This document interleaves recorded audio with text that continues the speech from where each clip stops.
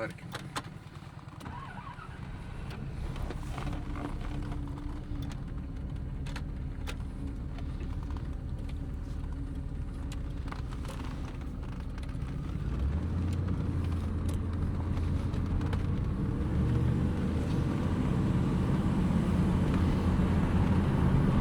Tokį vieną įdomų elementą turi tas automobilis.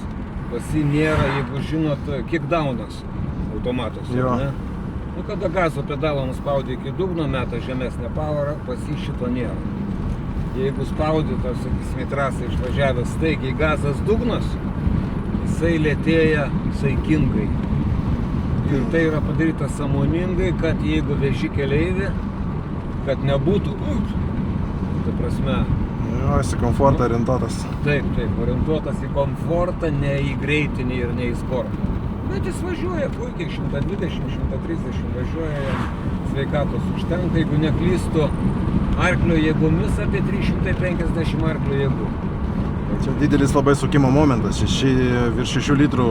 Nu tai čia grinai, čia amerikonų yra, ta prasme amerikonam, kaip amerikoniškos mašinos.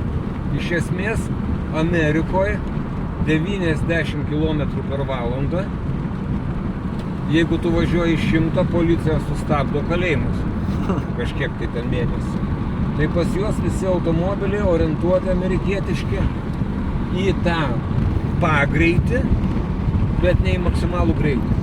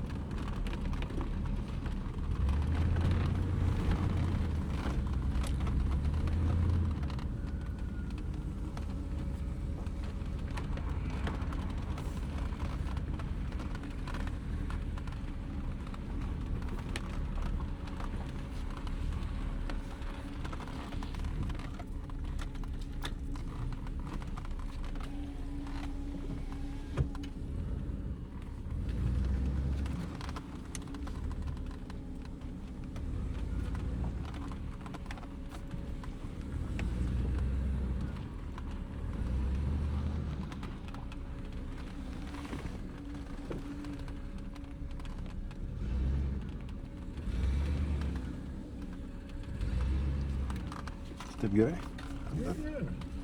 Gerai, galit palikti.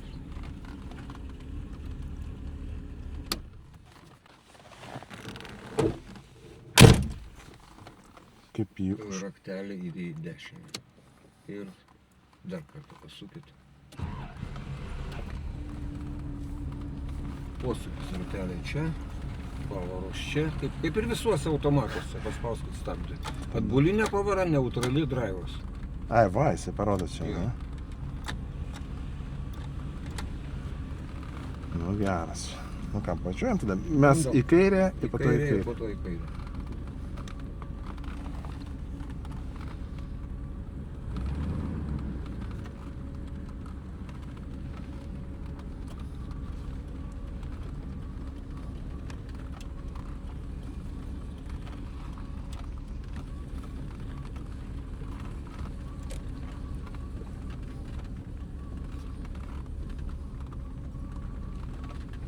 Taip, laukiamės atsisės. Bet vairas tai Nu, to meto dizainas. Jo, jo. Pamatysit, Kaip- Žigulį lygiai tas pats. kaip ir retro. Čia tikras vaibas retro automobiliaus.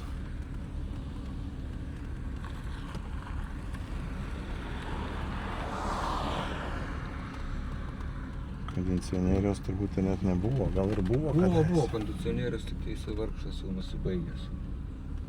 Mes jį iš Amerikos pirkom. Jis, kaip sakyt, buvo nevažiuojantis, bet ne dėl mechaninių dalykų, o dėl elektros.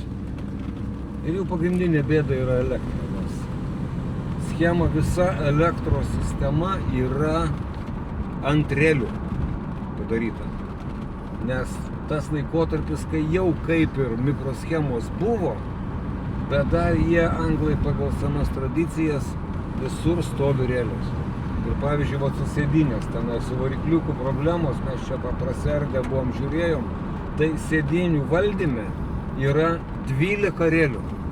Normaliai. Kiekvienai pozicijai pavažiuoti į priekį relė stovi, pavažiuoti atgal relė, nugarėlę palankstyti relė. Ir vienu žodžiu tos paieškos turi ieškoti su testeriu, kuri relė, kas kur neveikia.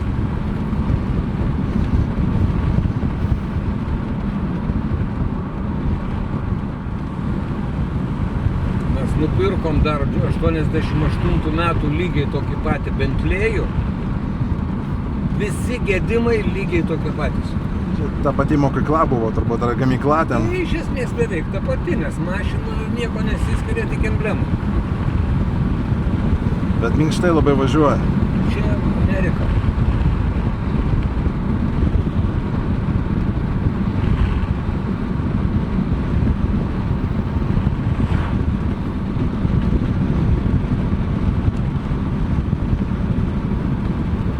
Tai va ten dabar, kur geltona mašina stovi, va čia ta aikštelė. Aha. Čia